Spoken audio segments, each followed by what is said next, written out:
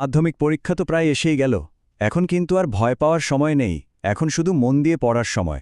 আমি জানি চলতরিৎ অধ্যায়টা অনেকের কাছেই বেশ কঠিন লাগে, কারণ এটাতে অঙ্ক একটু বেশি। কিন্তু একটা কথা বিশ্বাস করো, আমি নিজেও এই রাস্তাটা পেরিয়ে এসেছি, তাই আমি জানি ঠিক কোন জায়গাগুলোতে তোমাদের সমস্যা হতে পারে। যদি একবারের মূল কনসেপ্টগুলো ধরে ফেলতে পারো, তাহলে ভৌতবিজ্ঞানে এই চ্যাপ্টার থেকেই সবচেয়ে বেশি নম্বর তোলা যায়।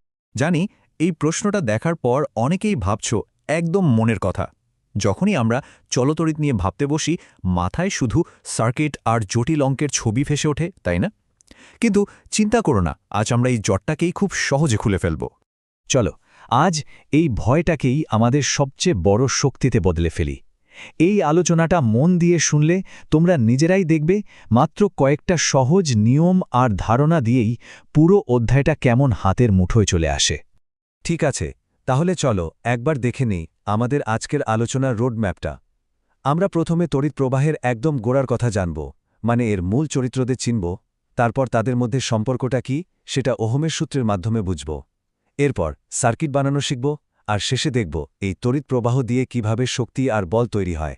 তাহলে আর দেরি কেন, চলো শুরু করা যাক।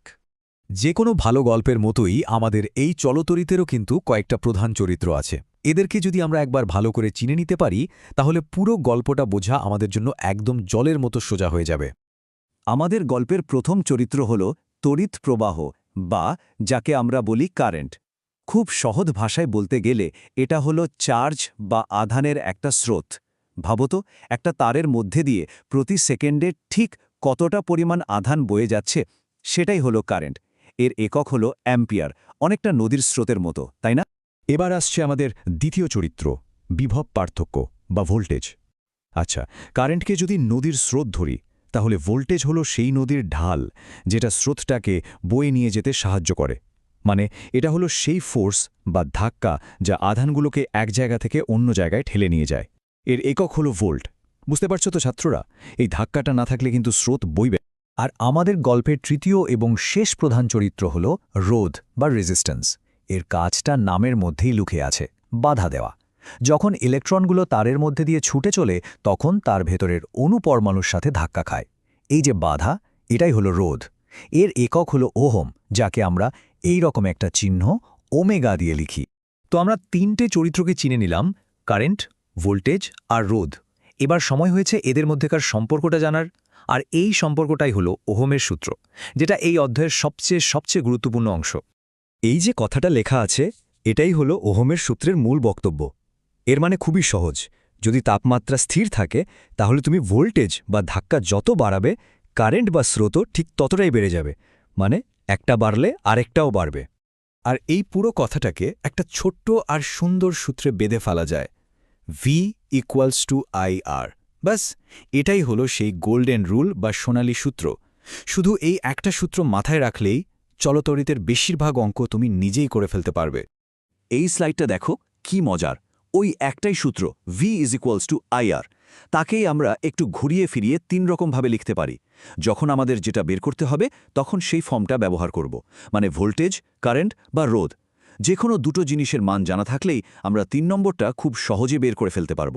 সূত্র তো আমরা জেনে গেলাম, এবার চলো দেখি বাস্তবে এই রোধগুলোকে আমরা কিভাবে জুড়তে পারি। মূলত দুটো পদ্ধতিতে রোধ বা যে কোনো বৈদ্যুতিক যন্ত্রকে জোড়া হয়। এই স্লাইডটা কিন্তু খুব ভালো করে বুঝতে হবে। বাম দিকে দেখো শ্রেণী সংযোগ। এখানে রোধগুলো ট্রেনের বগির মতো একটার পিছনে আরেকটা জোড়া থাকে, তাই সবার মধ্যে দিয়ে একই কারেন্ট আই যায়। আর ডান দিকে আছে সমান্তরাল সংযোগ। এখানে সবাই দুটো কমন পয়েন্টের মধ্যে জোড়া থাকে, তাই সবার দুই প্রান্তের ভোল্টেজ V সমান হয়। আমাদের বাড়িতে কিন্তু এই সমান্তরাল সংযোগই ব্যবহার করা হয়। ভেবে দেখো, তাই তো ঘরের একটা লাইট কেটে গেলেও পাখাটা ঠিকই চলে। চলো একটা ছোট্ট অঙ্ক করি, যেটা পরীক্ষায় খুব আসে। ধরো তোমার কাছে 10 ওহমের একটা তার আছে। তুমি সেটাকে মাঝখান থেকে কেটে সমান দুটো টুকরো করলে। তাহলে প্রত্যেকটা টুকরোর রোধ কত হলো? 5 ওহম করে, তাই তো? এখন এই দুটোকে যদি সমান্তরালভাবে জোড়া হয়, তাহলে মোট রোধ কত হবে? উত্তরটা হবে মাত্র 2.5 ওহম। এখান থেকে কি বুঝলাম? সমান্তরাল সংযোগে মোট রোধ সবসময় সবচেয়ে ছোট রোধটার থেকেও কম হয়। আমরা তড়িৎ প্রবাহ, ভোল্টেজ আর রোধ নিয়ে তো অনেক কথা বললাম। এবার চলো দেখি এই প্রবাহকে কাজে লাগিয়ে আমরা কিভাবে বিভিন্ন কাজ করাই, মানে শক্তি পাই আর বল তৈরি করি। কোনো ইলেকট্রিক যন্ত্র, যেমন ধরো একটা বাল্ব বা পাখা, 1 সেকেন্ডে কতটা শক্তি খরচ করে সেটাই হলো তার ক্ষমতা বা পাওয়ার। এই পাওয়ার বের করার জন্য আমাদের কাছে তিনটে সূত্র আছে। যখন যেটা সুবিধা আমরা সেটা ব্যবহার করি।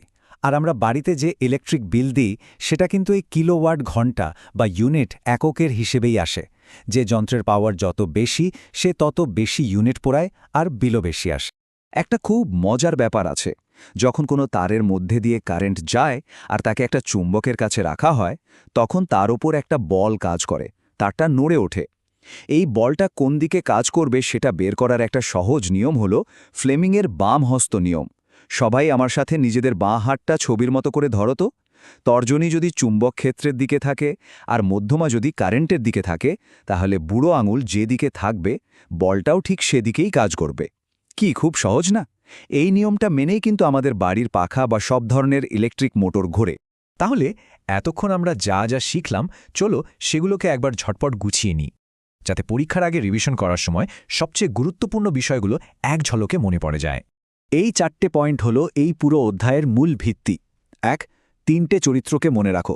কারেন্ট হলো স্রোত, ভোল্টেজ হলো ধাক্কা, আর রোধ হলো বাধা। 2. তাদের সম্পর্কের সোনালী সূত্রটা মনে রাখো, V = IR। 3.